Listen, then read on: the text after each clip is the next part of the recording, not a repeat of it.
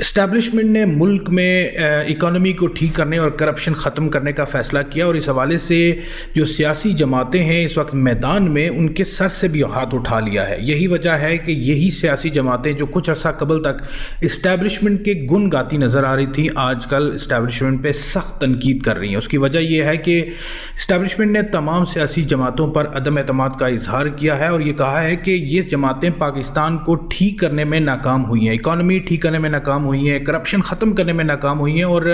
अब इस्टेब्लिशमेंट ये खुद काम करेगी। इस हवाले से आर्मी चीफ खुद मैदान में है, वो बिजनेसमैनों से भी मिल रहे हैं, मुल्क में जो है वो सरमायाकारी लाने के हवाले से बड़े पुरज़म हैं। इसके अलावा जो इकॉनमी की सूरत हाल है उसको ठीक करने में, करप्शन जो सरकारी मुलाजमीन हैं उनका किबला दुरुस्त करने के बारे में भी बातें की जा रही हैं और यही वजह है कि इस वक्त मुल्क में इंतखाबात की बजाय इकॉनमी ठीक करने में, करप्शन ठीक करने के हवाले से काम हो रहा है और यूँ लगता है कि फिल वक्त इंतखाबात जो हैं वो हमें दूर तक होते नज़र नहीं आ रहे। और एक और अहम बात यह है कि इस वक्त जो जितनी भी जमातें हैं, जाहिर है वो इस वक्त उनको सर्कल से निकाल दिया गया है और किसी एक नई जमात की तलाश है। शायद एक नई जमात लाने के बारे में सोचा जा रहा है जिसको आइंदा इक़्तिदार में लाया जाए और यही वजह है कि तमाम जमातें, बिलखुसूस पीपल्स पार्टी तो इस हवाले से इस्टेब्लिशमेंट पर सख्त तनकीद कर रही है और ये मुतालबा कर रही है कि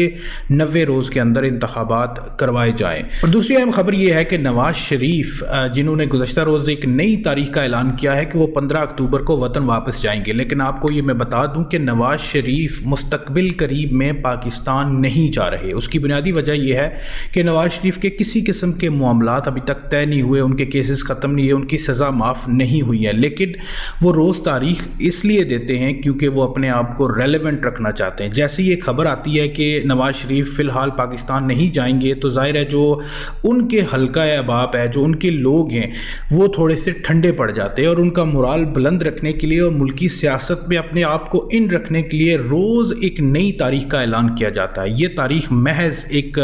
हवाई ऐलान के इसके अलावा कुछ नहीं है क्योंकि नवाज शरीफ मुस्तकबिल करीब में पाकिस्तान नहीं जा रहे, ये मैं दावे के साथ आपको कह सकता हूँ। और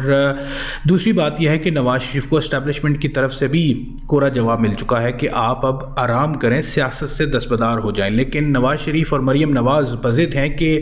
वो वतन वापस जाकर अपनी सियासत में अब सियासी सरगर्मियों का दोबारा आगाज़ करेंगे और अगली आने वाली हुकूमत में अपने आप को हिस्सेदार देख रहे हैं। बल्कि नवाज शरीफ तो अपने आप को वज़ीर आज़म के तौर पे देख रहे हैं, लेकिन ऐसा होना मुमकिन नहीं है क्योंकि शहबाज शरीफ के इस्टेब्लिशमेंट से बहुत अच्छे ताल्लुकात बन चुके हैं और इस सारे मामले में शहबाज शरीफ इस्टेब्लिशमेंट के मोस्ट फेवरेट पर्सन है और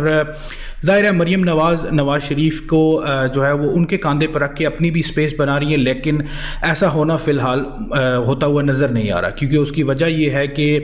नवाज शरीफ की जो माजी में भी इस्टेब्लिशमेंट के हवाले से पॉलिसी रही, जो मरियम नवाज़ की पॉलिसी रही, वो बड़ी एग्रेसिव थी और वो उनकी गुड बुक्स में कम अज़ कम नहीं है। और शहबाज शरीफ उन्होंने इस्टेब्लिशमेंट से अच्छे ताल्लुकात बना लिए और इसी वजह से वो इस वक्त इस्टेब्लिशमेंट की आंख का तारा है और अगर आने वाले वक्त में नून लीग को हुकूमत मिली या हुकूमत का हिस्सा मिला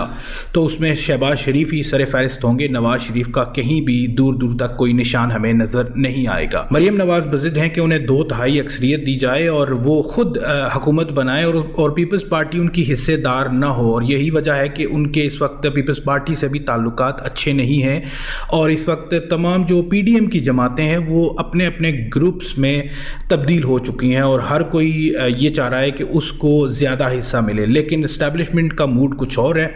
वो इन तमाम लोगों को शायद अभी इक़्तिदार से दूर रखना चाहते हैं और शायद जो आने वाली हुकूमत है उसमें भी उनको हिस्सा नहीं देना चाहते। दूसरी तरफ आसिफ अली जरदारी के जो ताल्लुकात हैं इस्टेब्लिशमेंट के साथ वो बड़े ख़राब हो चुके हैं और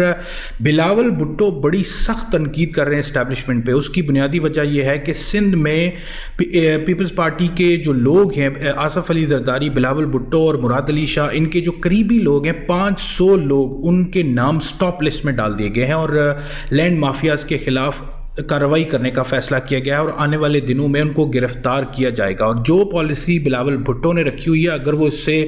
पीछे न हटे तो हो सकता है उन्हें भी गिरफ़्तार कर लिया जाए, क्योंकि पीपल्स पार्टी का भी फ़िलहाल ये मुतालबा है कि 90 रोज़ के अंदर इंतखाबात करवाए जाएँ, जो कि होते हुए नज़र नहीं आ रहे। उसकी एक ही वजह है कि इंतखाबात हों और अगर पीपल्स पार्टी को हुकूमत में हिस्सा मिलता है तो कम से कम वो अपने लोगों को प्रोटेक्ट कर सके, क्योंकि कराची के हालात इस वक्त बहुत ख़राब हो चुके हैं और वो शहर जो टोटल रेवेन्यू का 70% जनरेट करता है, उसको जो है वो मसाइलिस्तान बना दिया गया है। इस वक्त शिकंजा कस लिया गया है और आने वाले दिनों में हम देखेंगे कि जितने भी सिंध के अंदर लोग बैठे हैं, कराची के अंदर लोग बैठे हैं, जो लैंड माफियाज और बाकी जो कब्ज़ा ग्रुप, उन सब के खिलाफ कार्रवाई होने वाली है और जो